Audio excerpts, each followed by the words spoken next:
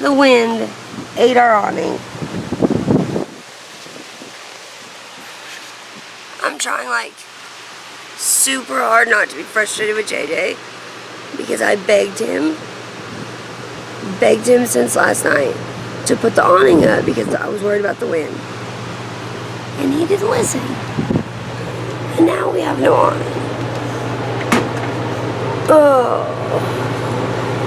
Palliative care was a good appointment, but I'm just emotionally overwhelmed now. Very nauseous from the car ride. I've spent pretty much the whole day in the car and being nauseous. So we just got home. JJ's gonna fix the awning. And I am going to lay down and see if I can get my nausea and my headache to go away. So hopefully I can. We need to get the store up, and oh, I have so much stuff to do and no energy to do it with. So I'm gonna lay here for an hour, and hopefully an hour of rest will give me some more energy. If not, everything might just get done tomorrow.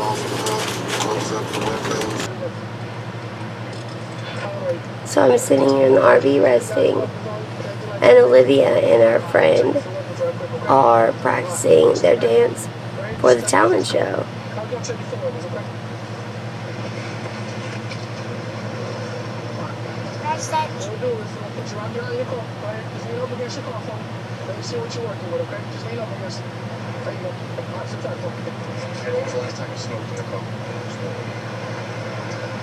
Has anyone been bar in your car? Sure. Kind of feel like they're just doing moves and they don't know what they're doing. Oh, to be 10 again. I'm not trying to be smart with you. I'm just telling you. Hey y'all. It's been a really long day. I had my pain management appointment this morning, which went really good. That's something that's not very talked about, is pain management and cystic fibrosis. It seems like the topic is kind of taboo, and I really wish that it wasn't. I think that people with cystic fibrosis have legitimate pain management needs. Something I've noticed it's common in CF patients is the desire to be out of pain, but having difficulties having that conversation with doctors. There is such an opioid crisis in America that it makes it hard for those of us with chronic pain to be able to talk about it without feeling like drug seekers or junkies or anything like that. And the sad thing is doctors are so used to seeing it that they instantly judge us when we ask about it. So it kind of needs to be a topic that I think we have more. I am grateful that my doctors were very open to the conversation. And things changed once things for transplant began to change. If you're going to get a lung transplant, you cannot be on narcotics. Period. No questions. Due to the fact that it makes your respiration low. And it's not something they want you to be on if you're going to go through a transplant. That is something I struggle with because I deal with chronic pain to the point where I was taking so much Tylenol and ibuprofen. Sorry, I've been dealing with a lot of nausea. I take so much Tylenol and ibuprofen that it was becoming dangerous to my liver and to my kidneys and to my intestines. So we had to begin exploring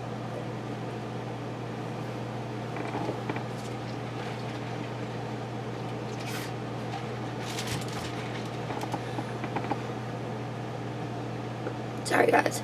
But we had to begin exploring different pain treatment options. We tried physical therapy, and that helped quite a bit. The problem is that my pain is localized to my torso. From coughing so hard, I get a lot of pain in between my shoulder blades, where I get knotted up pretty bad, making it hard to take deep enough breaths. I also deal with pleurisy, which is friction between the lining of the lungs and the lining of the rib cage. And I pretty much describe it as your lungs feel like they're going up and down a cheese grater. I do not have any lining on my right side between my lung and my rib cage, so they rub each other quite a bit. Also, the inflammation in the lungs causes that. I also deal with a lot of joint pain. I have cystic fibrosis related arthritis. My joints, in the winter, it's really bad. And when I get cold, it's really bad. I joke a lot and say that I feel like the Tin Man and I just need some oil. A lot of times I'll wake up and my fingers, all the joints in my fingers will be very swollen. I'll have a low-grade fever. It's pretty bad. So that's another aspect. It seems like day to day my pain needs change.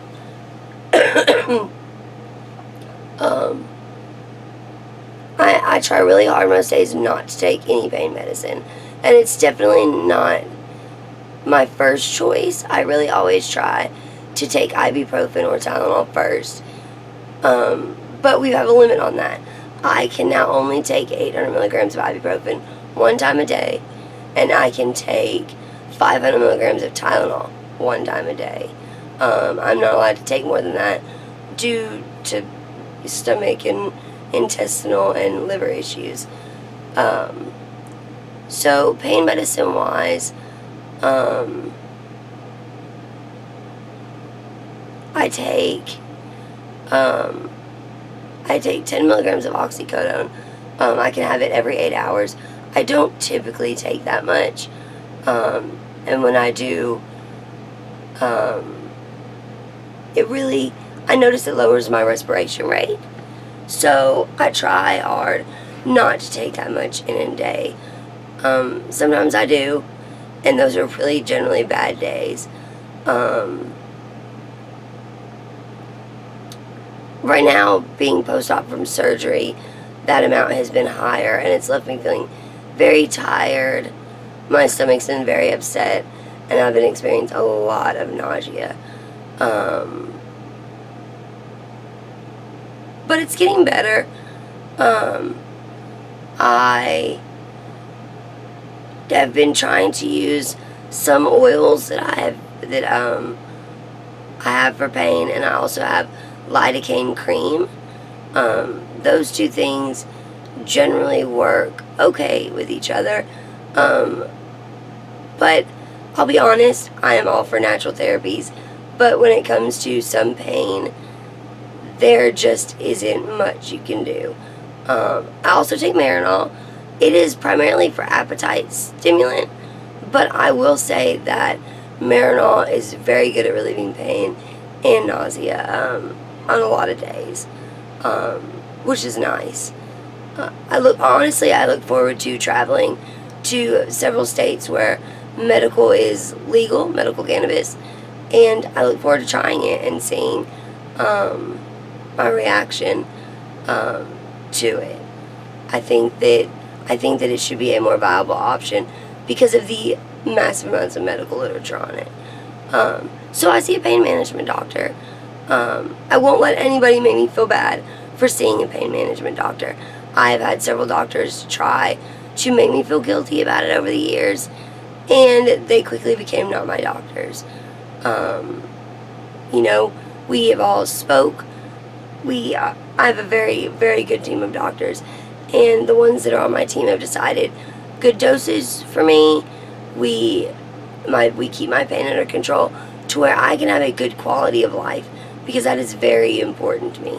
I need to be able to be up and be active and not stuck in bed.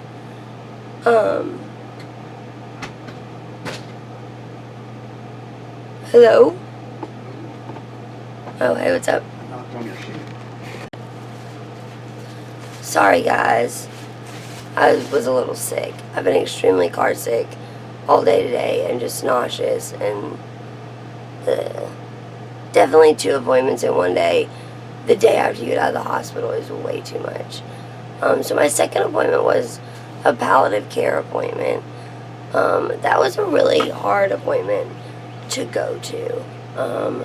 Palliative care is like the in-between doctors between your regular doctors and hospice care.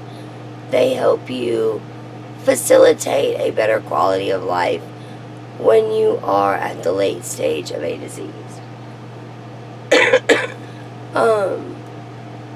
So I had my first palliative care appointment, and I really liked the lady. She vlogging. I really liked her. She was a super nice doctor.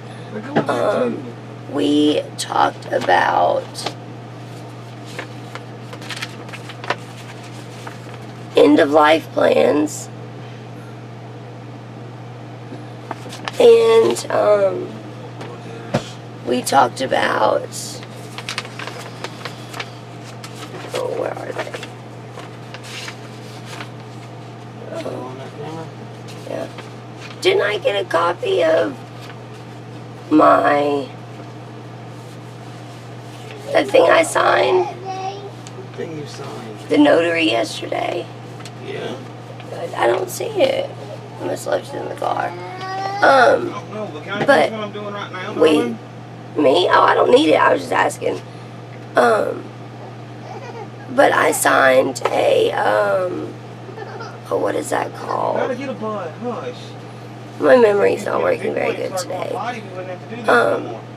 But we signed a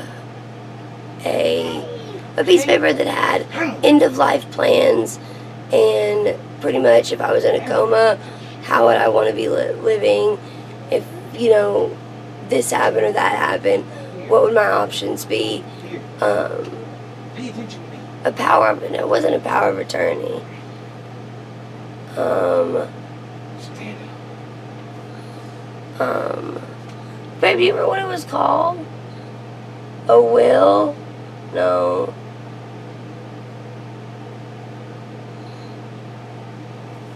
I don't remember what it was called. I'll probably think of it here in a little while. Hello, brain fog. But we pretty much talked about that. We talked about we're going to leave my pain management the way it is because it's being managed just fine and they don't really need to take that over. We've started physical therapy, which they don't really need to take over. So kind of right now, they're just kind of there for when I need them. I'm not like super sick, close to dying, but the fact is that right now my lung function is really low, and the doctors, think that this is the right course of action, and I think it's really good to I want to have all my stuff squared away. If something does happen to me, I don't want my family making those decisions when they're stressed. I would rather them be focused on spending time with me and not be worrying about. He's got my phone up there. He's supposed to be laying down. He gets up and starts messing around. Call Thompson. I'll come back and get him. Okay. He just refused. I had to come out here to go to bed. So. Okay. But it's good that we got all that squared away because when the time comes and I get really sick, I want them to be able to focus on being with me in our last moments together versus making sure that they make the right call for funerals and all of that. Another thing that I did, so I feel like my whole life I've already donated to science anyways. I've always participated in research studies. I'm kind of participating in some now.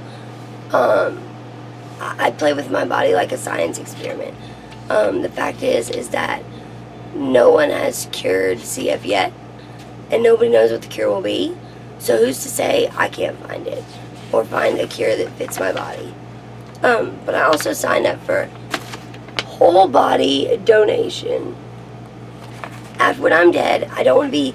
The thought of being buried freaks me out. I don't want to be buried alive, and the thought of being cremated freaks me out because I don't want to be set on fire. But it will kind of be neat to donate my body to science.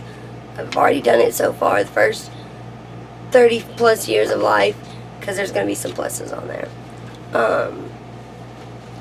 So pretty much I have to fill out this form and send it in, and they'll mail me a card to go with my driver's license, because on my driver's license I am an organ donor. I don't really know what they could use, but maybe they could use my retinas or my lips, or who knows. I don't think they're doing lip transplants, but I'm just saying. So it's kind of cool. So those are my 2 appointments. They went good. I'm exhausted. I don't feel very well. The store launch was supposed to be tonight. Tonight as in Monday, May 1st. But that is not happening. I haven't even got the store up yet completely. I just feel very, very bad. So the store's not up. The giveaway's not being done. And as you'll see in the clip after this one, we came home to the awning of our RV destroyed by the wind. So that's adding to the to-do list this week. I also have another doctor's appointment on Thursday for post-op follow-up for my stomach. I'm still in a bit of pain, but the good thing is the pain medicine is actually managing it completely now versus just taking the edge off. So that's a sign that things are healing and getting better. But yeah, that's kind of how the day's been. I am going to get off of here. I'm going to lay down for a little while. And I probably won't be back up the rest of the night. Tomorrow's plan is to, I got all my scripts refilled coming back out of the hospital. So my plan for tomorrow is to get my medicine sorters done and to get the med room inside the house emptied out so we can finally have all my medicine stuff squared away and on a good schedule and all that stuff. So I hope you guys all had a great Monday. Sorry that we're not doing the giveaway tonight. My goal is for tomorrow or Wednesday. It just depends on how I feel, because I am feeling pretty puny, and I really don't need to overdo it because I've been doing such a good job of keeping out of the hospital for lung-related issues that I'm afraid that if I push this that I'll end up right back in. Hopefully this is the start of no more hospital visits for a long time to come. Yeah, so I will talk to you guys later. Good night, y'all.